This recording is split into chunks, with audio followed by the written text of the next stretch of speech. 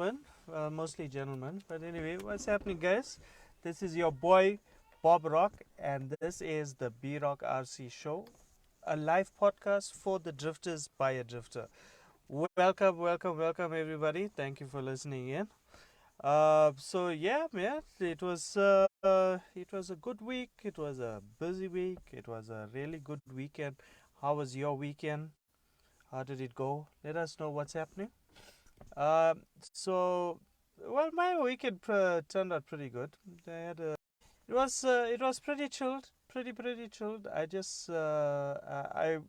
wanted to have just a quiet day with my kids and my wife. What's happening, peoples? What's happening? Thank you for joining in. So yeah, it was a chilled Sunday. It was a chilled birthday. I enjoyed. So okay, is that better? Sorry about that. Ah, that's cool. That's okay, Kim. Thank you for joining in, even if it's just for a little bit. What's happening? What's happening, guys? What's happening? Thank you all for joining in. Thank you, bro. Thank you, Kim. I will. I would definitely will. So, yeah, my birthday was very chilled. Big shout out to my wife for the lovely gifts. You know, I really, it was very cool. I didn't want anything, to be honest. I didn't expect anything, and then she surprised me with with a couple of gifts. So you know, it was very special. So more than uh, more than the item itself, I think it was. I value the thought a lot. So big shout out to my wife Wahida. Thank you so much. And it just made my day. Even my kids, they made little cards. It was very cool. Very cool. So, what's happening on your end of the world, people? Um, how's your how's the drift life going? How's your life going? How's the coronavirus scares? Geez, I'm hearing this thing is traveling all over the place, and you know it's something that we all need to be very cautious of. I wouldn't want any of my friends, any of my listeners, followers, fans, whoever, friends, families, everybody, just be safe out there, guys, and try and be as safe as possible. No, it's difficult, and you know, these things just kind of creep up on you in any sort of way. But yeah, you know, just try and be safe there, guys. What's up, Andre? Thank you for joining in, bruh. Thank you for joining in.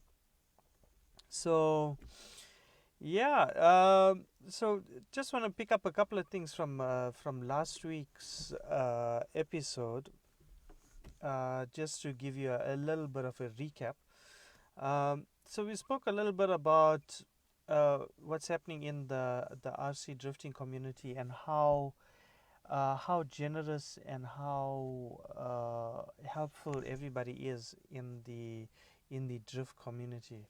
And I shared a couple of I tried to share a couple of stories with the people about people that have helped me along my journey, and it, it basically, if it wasn't for these people, I wouldn't be doing this hobby and where I am at the moment. So largely, a lot of my achievements is due to the kindness of other people. So it's been really awesome, and I'm sure you guys also would, you know, have similar stories of people helping out. And then we just touched on a few of the events that happened around SA last week, like the GP series in Johannesburg, and then it was also round two of the KZN RC Drift Nationals, and then it was also a few comps in Germany and Sweden, and then we also spoke a little bit about the upcoming the UK championship that's going on, where there's three rounds in the three different regions: the northern, southern, and the Midland region. and then that's culminating in a national final at Silverstone. So you guys out in the UK, there's some awesome comps heading your way. So you guys should really you guys should really get in there. And from what I've been told, the UK national championship is happening like after approximately 10 years. Guys, that's crazy, man. You got to be there. All you UK guys, you got to be there. Hey, what's up, Cisco? Thank you, man. Thank you. Um, so yeah, just speaking about the comps, this actually yesterday was round two of the Cape Town regionals.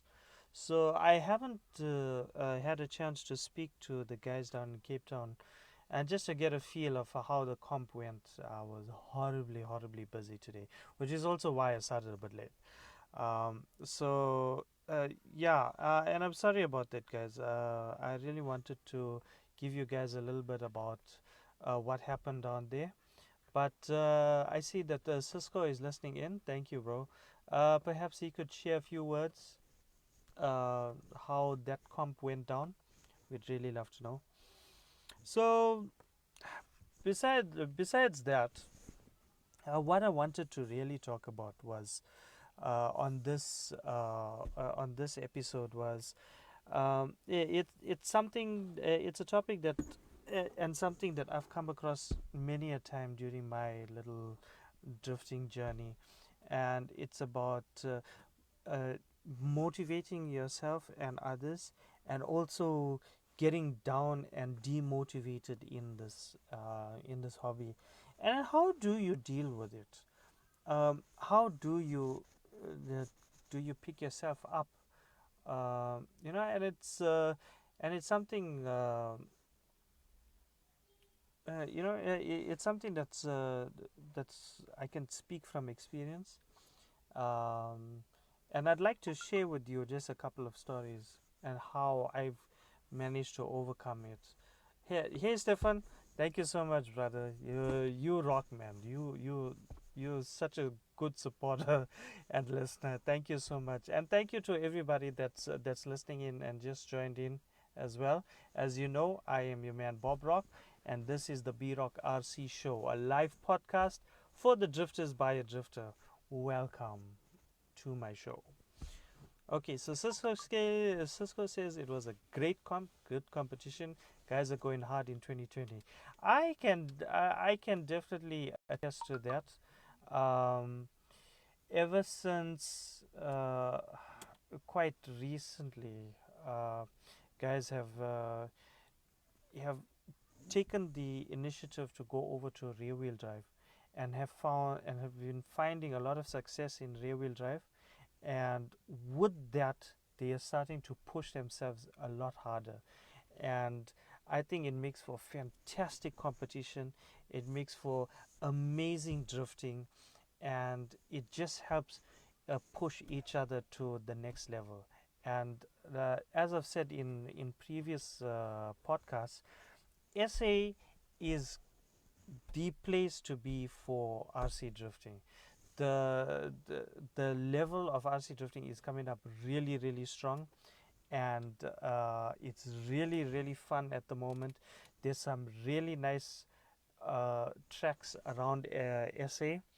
Um, Although for guys that compete and drift overseas, I know most of you guys drift on carpet, whereas we drift on either smooth concrete or polished concrete. So if you are come down to South Africa and drift with us, just be aware you're going to be drifting on either smooth painted concrete or polished concrete or that kind of thing. The surface is quite different. Um, the setup, if I could say, it's not all that different from carpet. It's not a hell of a lot different. I know for the fact that when I went up for Worlds, I didn't change my setup too much. uh, perhaps just a little tweak here and there. I know Matthew Tanks, he helped me a lot. Gregory from Kamoa helped me a lot. Daniel, uh, Daniel Christoph, the other Daniel, Jeepers, like Jonathan. Wow, a whole bunch of guys helped me. But yeah, it wasn't vastly different in terms of setup. So, but we're looking forward to having everybody come and join us and drift with us. And we really hope to see some of you guys come down and perhaps join us in our national championship, which is happening in uh, the end of August this year in Pretoria at the Drift Trap. So you guys can just message me or any of the SA guys for more info about how to join up. That'll be awesome. So back to the topic. Uh, Sorry, let me wind my window up here. Yeah, about motivation and demotivation, and how does one deal with it? And perhaps one or two of you guys maybe have a similar story, or maybe have a story where uh, you were feeling a bit down, and how did you deal with it? So I'm going to start with me as the prime example, because a lot of the older guys here in SA um, who know me and from nationals know how hard I usually am on myself when it comes to the competition side, especially at nationals. I just feel like as though I have a certain uh, obligation, no, not obligation, but like a certain standard that I need to maintain, and this is something that I place upon myself. So it's something that I try, and being who I am and the way I've positioned myself in the RC drifting community here in Durban specifically, I feel as though I have a certain quite a high standard and quite a high level of drifting that I need to maintain and achieve. And when I don't hit that, um, I am extremely hard on myself. And a few of the times, yeah, the guys have seen this, and so it's really put me down. It's put me down to such a point where I I didn't even want to drift anymore, which is crazy. Uh, so I felt so demotivated that I never wanted to drift again. I just couldn't get my chassis tuned properly, and you know, nothing was working out. Uh, so the how I got out of that was just through my friends. They have been very supportive, and they've always shared a kind word and shared their advice, and just convinced me to just hang in there, just keep at it, restart, go back to the basics, just start off small again, go back to the basic, and just see how and where you went wrong, and how you need to change it. So I think one of the important points that I've uh, learned or managed or taught myself with the advice of others is never to be so hard on yourself that it will cause you to give up something, especially drifting. So never be so hard on yourself that you take yourself out of this hobby or whatever it is that you love. You At the end of the day, it's just one part of your life. It doesn't it shouldn't be the controlling factor in your life. So therefore, you don't need to be so hard on yourself that it causes you grief and it disturbs your peace of mind. So it's taken me a while to sort of change that mindset of myself. And eventually, once I managed to get through and break through that barrier, I found that I started enjoying my drifting a whole lot more, which is fantastic. And it always helps to have a few people who you can speak to or confide in, and who's not going to judge you. And you want to keep people around you who just give it to you straight, uh, and like not in a harsh way, but you know, tell it to you straight, without sugarcoating it, just telling you the truth. Those are the kind of friends that you need around you. So keep that in mind, guys. Motivation and demotivation. You can be the source of both. So instead of being demotivated, try and motivate others, and try and keep people who can motivate you, if you get what I'm saying. So you need that. You need to be somebody who's a motivator, and you need people who motivate you, and that's the only way we're going to grow.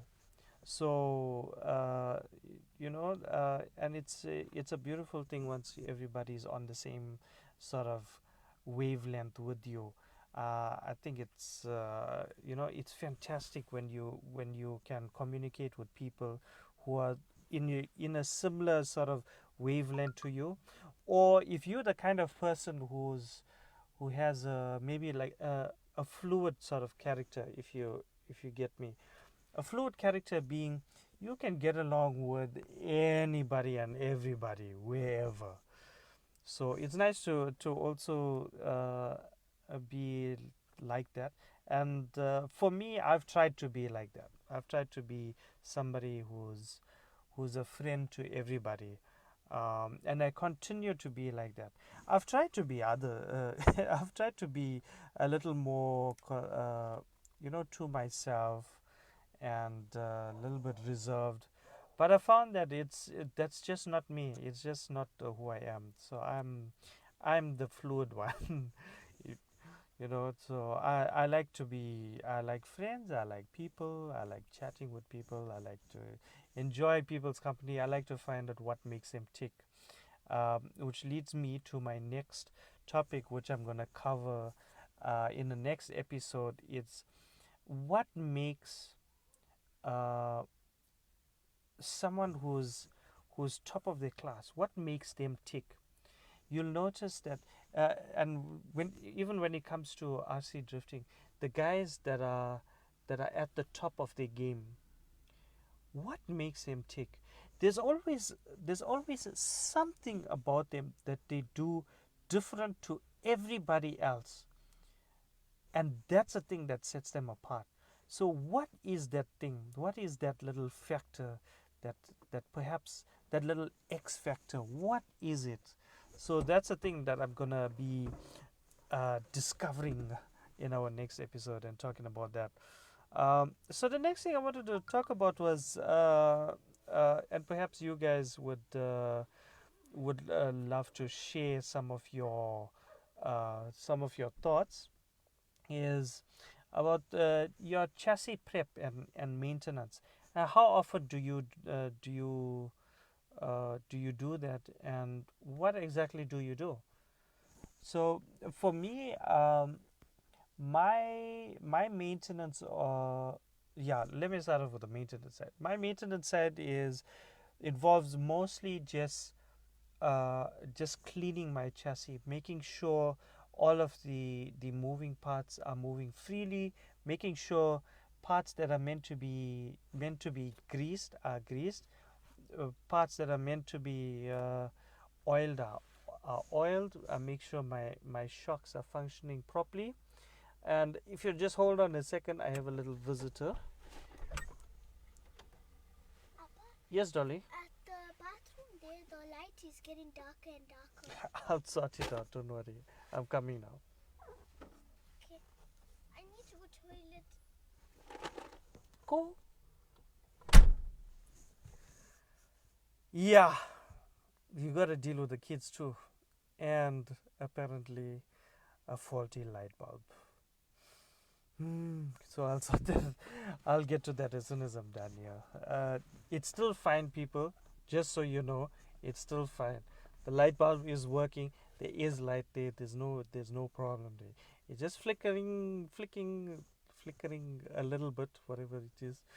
But I have space, and I will sort it out. Kids, I tell you, they have a way of doing everything to you, throwing you off, keeping you on your toes, just making life so exciting. Gotta love kids. So yeah, we were talking about chassis prep and maintenance. So what for me, what the maintenance is, I make sure everything's dust free and clean, and making sure all my moving parts are moving freely, and making sure nothing's binding, and you know, just giving a general blow over of the chassis. That's usually my maintenance. So I check the wheels, make sure I check all my bearings, make sure the bearings are running proper, they spinning, they're not binding, stuff like that.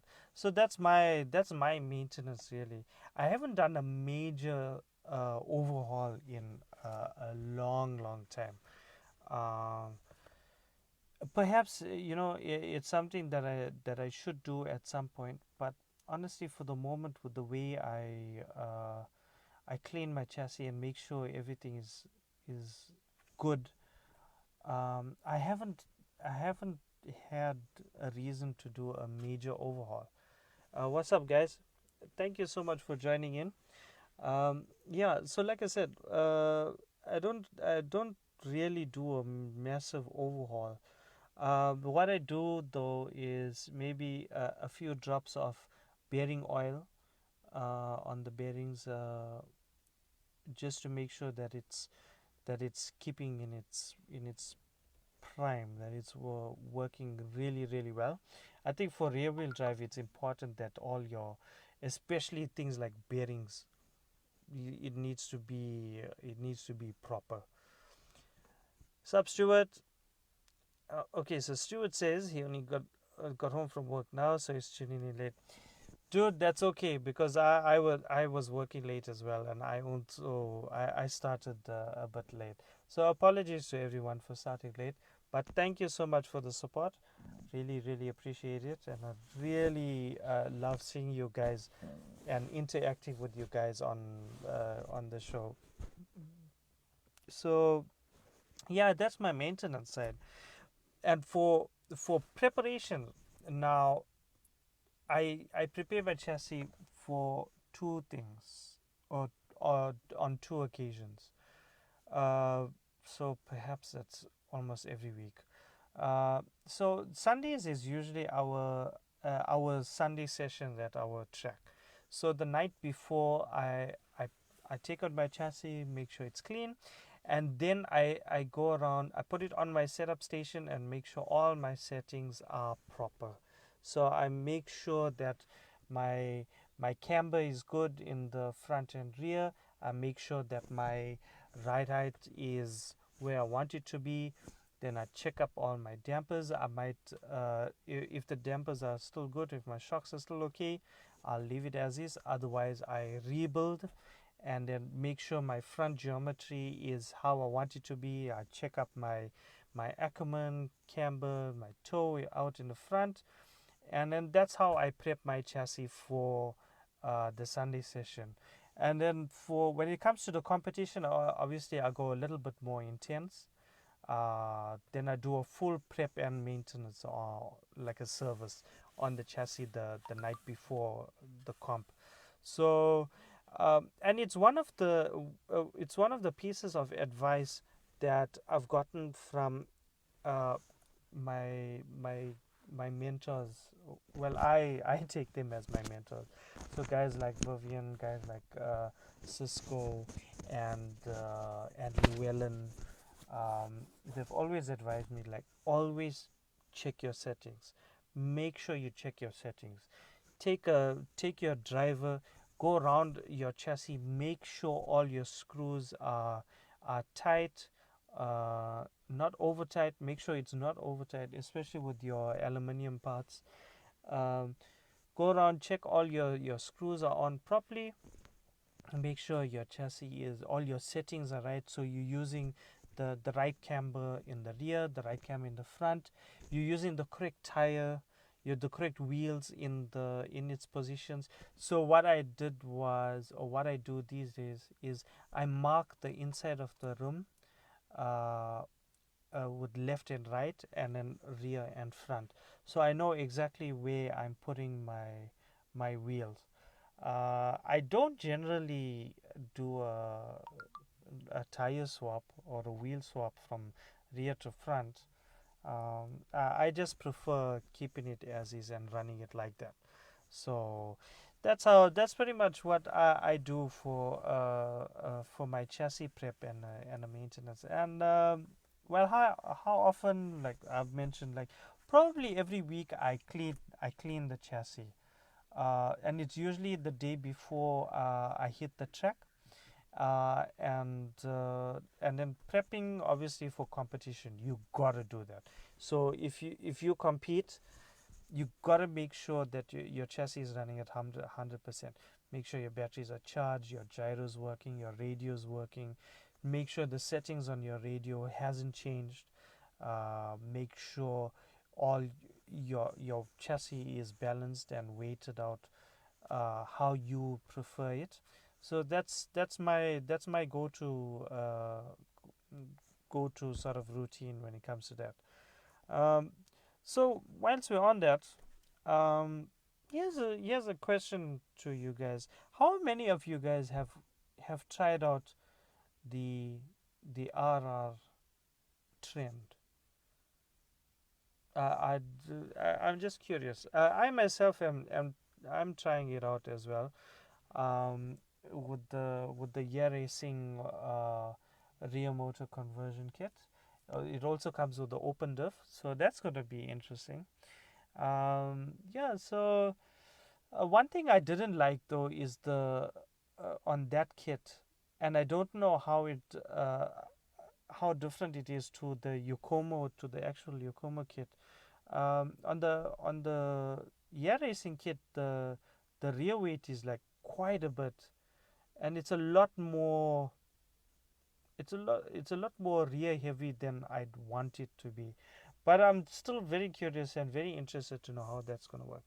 Okay, stupid question. Stuart, firstly, there is never a stupid question, bro. The only stupid question is the one you don't ask. So if there's something that you don't know or you want to know, always ask a question, no matter how silly it may seem, dude. To others, it may seem silly or stupid, but to you, it's an opportunity to gain some knowledge that or learn something you didn't know. So don't ever say it's a stupid question. Okay, so Stuart asks, does keeping left wheel on left hub and vice versa affect balance? Obvious with front and rear. Well, okay, there's a couple ways I suppose you could answer that question. Um, So how I would approach that, or how I would answer that question based on my own experience is, you see, generally on your rear wheel drive cars, you have more wear on the rear tires than the front. So your camber, also your settings on your rear and front is different. So your camber on the rear is different to the front.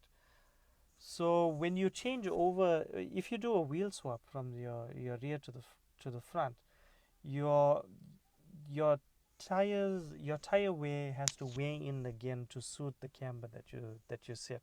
So it might be a little bit wonky at first. So I suppose that's how I'd answer it. And thank you to everybody that's just joined in and listening in. I really, really appreciate your support. This is your boy Bob Rock, and this is the B Rock RC Show, a live podcast for the drifters by a drifter. Thank you again for listening in, and I hope you can join in some more. Also, if you happen to, if you want to listen to the previous podcast, I upload all of my podcasts onto my YouTube channel, which the link I will post up after the show. And please, I'd really love, just like, share, subscribe. All I'm trying to do is to get to 100 subscribers, guys. If I can get to 100 subscribers, I can get a custom URL for my YouTube link, and then um, it'll just look a little better, won't it? So, yeah, I'm trying, guys. I'm trying. So, help me get to 100 subscribers, guys. Thank you. Like and share. Also, please, if you have a chance, share the link so we get more people listening in. Okay, so Stuart says, got it. Saturday, Yokomo kit installed it but haven't tested it. Okay, there, guys, he's talking about the Yokomo rear motor conversion kit. So I noticed a lot of people are trying it, and I've come across a few people who have tried it and have actually moved on from it. So I'd also like to know, so why have you moved on from it? Do you not like it, or is it not exciting? Is it boring? Like, what's going on? Let's have a conversation about that. Let's get a few comments going on. Yeah, so that's not the only R trend in inverted commas that we had going on this year. So 2020 is seeing another very interesting R trend, which is the RER hybrid, the D-like RER hybrid. So we got a few people to thank for pushing that trend. One of them is the Endless Drift team, Chester Pang, who's doing a lot of good work there for D-like. And we've also noticed quite a few people have picked up the D-like RER. Hashtag don't support clones. Please, guys, do not support clones. So yeah, like, what kind of RR have you, or R trend have you jumped on?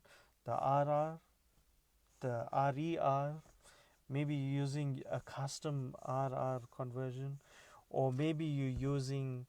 Okay, so I know of a few conversions here. So we got the Yokomo RR, you got the Air Racing rear motor conversion, you've got the, I think the MST guys are doing a little bit of a custom mod on the MST to go RR on the MST. Then there's uh, there's the Addiction RR, and then which one? There's one more. I know I'm missing one. Well, maybe one of you guys will know. Anyway, it's very interesting to see how everybody's jumped on with the RR kit, the RR conversion, and for me personally, I think it just picked up the speed of drifting a hell of a lot, and it got me a little bit confused here in SA, because we were at a point where our drifting was like incredibly quick, and it just looked a little bit unreal, and the control was all over the place, and it wasn't really a lot of fun. So what we decided to do was, one of the ways we implemented slowing down everybody was actually changing up the the tire compound. So we changed up to the Yokomo C types, and that brought about an entire different sort of revolution, where we had control over our drifting. The drifting slowed down, but it also made people think. It made people research. It made people learn. It made people understand what their chassis is doing.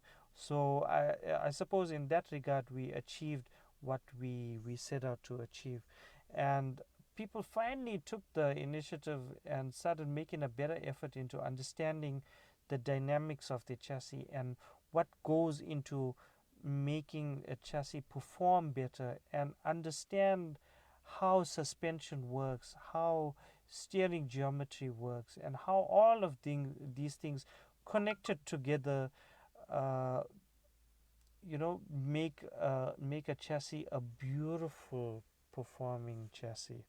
So that's been very cool. But now with the introduction of the RR, there's that whole there's that whole speed element that's been added in again. Now I'm not totally against it. Let's make that clear. I'm not against the speed of the drifting, but what I find is that because you have that speed at your disposal, people are starting to take advantage of the speed, and now, especially when it comes to the lead runs, they're starting to put in that speed so they know they pull a gap and they know they have a one up on the competition in terms of proximity. So it's just for me. I think we just need to relook at that. It's like with great power comes great responsibility. So just because you have something doesn't mean you got to use it all the time. Um, I do understand that with the R&D in the industry, you definitely look at how you can make things better and more enjoyable, and this is one of those things. So I don't know. Maybe I'm just talking a whole bunch of nonsense. Who, you know, maybe you guys can call me out on that. It's just a feeling that I get when I noticed about the RR and how fast people want to go now. And I just think that it takes away all of that effort that we had made into slowing down the drifting and just try and get the tandems in, you know. So it's something that we need to think about again. Okay, so Stuart says, agreed, man. Speeds are really getting up there now, and it's getting difficult to tandem. Exactly, dude. So for me, what I think is gonna happen is you're gonna have a very big difference between the the really good guys and the sort of intermediate guys and the guys that have a little bit of experience. There's going to be a vast difference, and it's a good thing and a bad thing, because it's only if you are on top, it means you are putting the effort. And you should not be penalized or demonized for being that way. If you are on the top, it's because you put in the effort. Why should you be criticized because you are on that level? You shouldn't. So, and guys at the lower levels, if you wanna be up there, you gotta put in the effort, man. You gotta put in the practice time. You gotta put in the setup time. You gotta understand what's going on. And I'm talking from experience, especially for myself, because I was one of those people that would just do the bare minimum and expect to go out there and like kill it. And perhaps that's part of the reason why at one stage I was so down, so demotivated that I actually wanted to give up drifting on a number of occasions. And then finally, when I started uh, paying attention to the guys that are more experienced than me and who had tried to explain to me that, what, understand what you're doing before you do it. Read up a little bit about camber, about ride height, about all these things that affect your chassis. Read up, educate yourself, and then go and try it out yourself first. Go mess things up first, and then see what you did wrong. And most importantly, do one change at a time, and you'll see everything will get better. So always do one change at a time, and you will be golden. So I think I've been a little bit boring for a little while here, or maybe not so boring, but I just want to change up things a little bit here. However, before I do that, I just wanna give a big shout out to James and Tice. Jeepers, I hope I said your name right. It's such a unique name. I've never come across a name like that. But bro, I'm so sorry if I pronounce your name wrong. So James and Tice from the Pace Cast.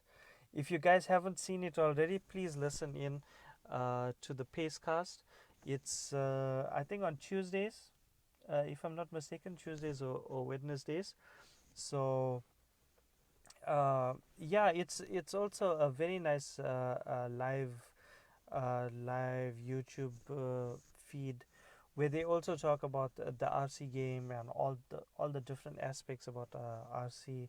It's a very nice podcast. So um, very educational as well because you have James and Tice who have been in the RC game for many years and have been drifting in a lot of different tracks, and they have a wealth of experience and knowledge, which they are sharing. So it's going to be to your benefit if you listen into their podcast as well. So I encourage you, please go and listen to them as well. They are awesome guys. Um, Very humble as well. Also ever ready to help you, anybody indeed. So yeah, go check them out. Pacecast. So I want to give a few shout outs as well. Another shout out to Team Zero Max for the Commodity library, not library. Jeepers, I'm getting tongue tied now. The Commodity library. They do a fantastic job, and if you want a library for your cars as well, hit them up. They're on Facebook. They do a fantastic job. Hey, what's up, Lou? Little Lulu? How you doing, buddy? Um, yeah, you know these guys are awesome. They do fantastic work for the RC game, and they need your support, man. Like I said in my earlier podcast, hashtag local is lekker. Just remember that local is lekker. Oh wait, and another thing to Thais. Jeepers again. I hope I'm saying your name right. You did a fantastic job pronouncing Gauteng properly. You actually did it perfectly. So good job on that. So just to throw in a little bit of a humor, like I said, into the whole mix of things. If any of you guys from overseas decide to eventually come down to SA, you're gonna be hearing something that sounds like English but is not, but it's all yeah. Well, it's not English, or it doesn't sound like English. It sounds like something crazy.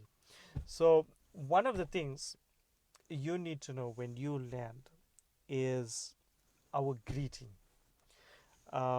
It's it's a very common greeting that you will hear, and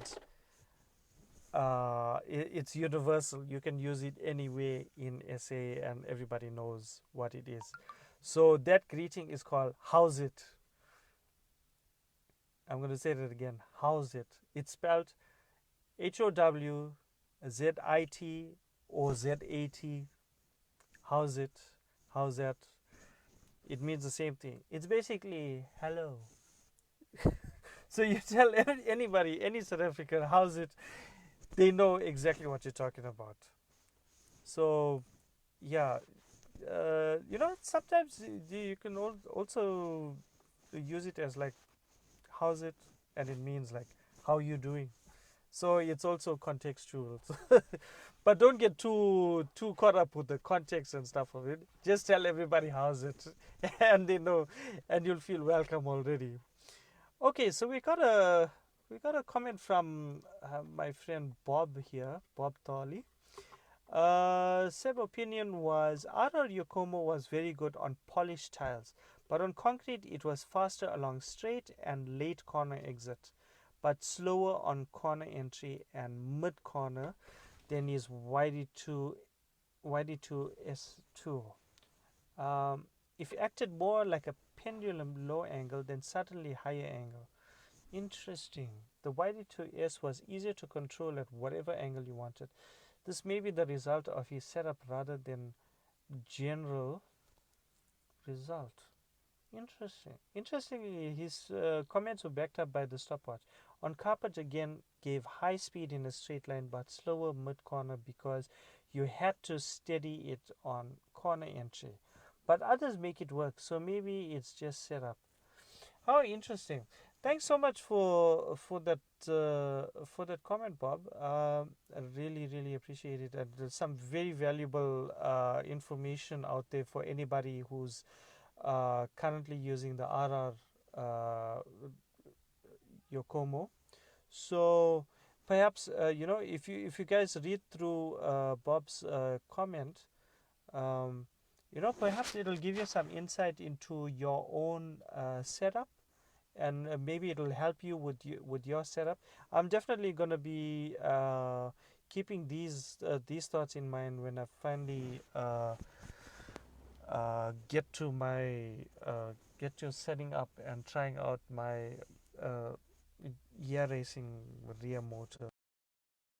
What happens? But I'm definitely gonna think about this here.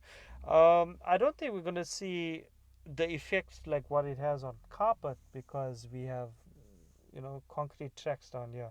So it's going to be very interesting to see. Perhaps others with the RR kits can comment in, and then just maybe there's some things that you notice similar to what Bob said. So let us know. Thank you so much for that, Bob. Appreciate it. So yeah, couple slang words for when you get into South Africa. How's it? That's one of the that that's one of the words you're gonna you can use. Um, wow, I'm actually at a loss for words. I can't remember my slang anymore. Well, you see, when you go to the different regions, you're gonna hear different, slightly different stuff. Like down in Cape Town, you're gonna hear a little bit of the Cape Malay. You're gonna hear a little bit of the Cape Afrikaans coming in there with quite a heavy Cape Town accent, and they have their own slang going on there. And then in Joburg, they have their own slang going on there. And Durban is a little bit crazy because we got a uh, heavily sort of South African Indian influenced uh, and colored influence and Zulu and Xhosa influenced sort of slang, which is interesting. So you get words like you're gonna hear things like exe. So basically, that's like uh, excuse me, sir, if I had to put it so politely. So when somebody tells you exe, they're actually calling out to you, they basically saying excuse me. So they're trying to get your attention. Exe. Let's see, how can I pronounce? Okay, it's spelled. Sometimes it's spelled EKSE, exe, or some people spell it as EXE. Whichever way, the pronunciation is the same. Exe. It's just to get your attention. So we got how's it? Exe. Then you'll hear something crazy like exe. I want to tune you something. I'm sorry. That sounds so. I'm sure it sounds so crazy to you guys. So basically, that means, hey, excuse me, I want to talk to you. So when you use the word tune, it just means uh, speech or speak or talk. Then you'll hear, and this I'm talking about Durban now. So you might hear something like, "We hitting a march to the shop." So all they're saying is, "I'm taking a walk to the store." You know. So there's a couple odd little slang words I thought I'd just throw in there. But yeah, how's it is a good one. How's it is universal. You can use that anyway. That's just a SA greeting. That's like a universal South African greeting. How's it? It's funny enough. It's also what cricketers scream when they appealing for a wicket. How's it?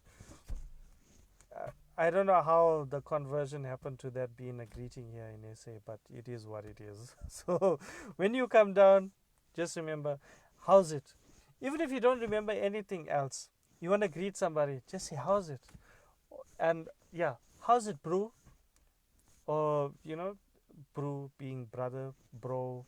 I'm sure everybody gets that one. So, how's it, bro? You could try that out. Just keep that in mind. So, thank you guys again for listening in. Appreciate it. I just wanted to add in that little segment in there, just to break the monotony of RC, because sometimes it can be a little bit boring, doing the same thing over and over, and you need to sometimes break break away from it, just so that you don't sort of psych yourself out of RC drifting. Um, and that's also one of the ways I had actually sort of demotivated myself. Have you ever been in a situation where you you're just not feeling it? You don't feel your car is right there, the track is right there, and you just don't want to touch your car, you don't want to see your car, you just don't have a feeling to go to your car, so it's important to sometimes take a break, leave your stuff alone, and then give it a few days and come back to it all refreshed and like, yeah, okay, now I'm back in it. Okay, so Perry says, sounds like who is het in Dutch. Perhaps that's the reason. It's definitely a derivative of Afrikaans. Uh, yeah, Perry, who is het?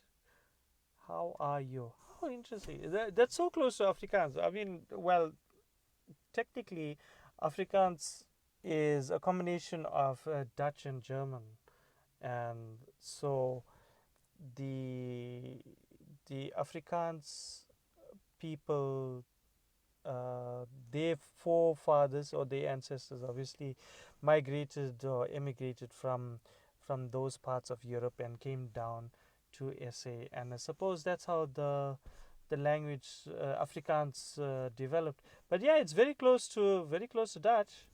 I must admit, when I was there, I heard a few people speaking. I was like, oh, wait a minute, I know what you're saying. So it's very very close to Dutch, and that's so interesting. Oh yes, yes, yes, yes, yes. I just remembered something that I wanted to ask of you, of everybody. Um, so guys, and this is on a serious note, and I genuinely need this assistance from you guys, even my local guys here. Uh, but I need to speak to people who are like very knowledgeable in the game, and of that little higher level, without being trying to be rude or offensive to anybody. I want to learn the finer side of judging, of how to judge.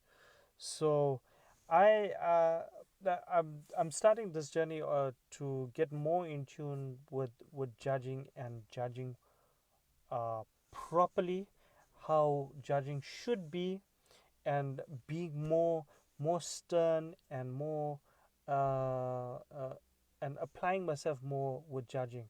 So I really need, and I really would like some assistance from you guys who judge, um, and just to get a feel for how you judge, what you look for, um, what what kind of rules have you set out at your track, at your competitions when it comes to scoring and judging, and how do you actually score a tandem run, for example?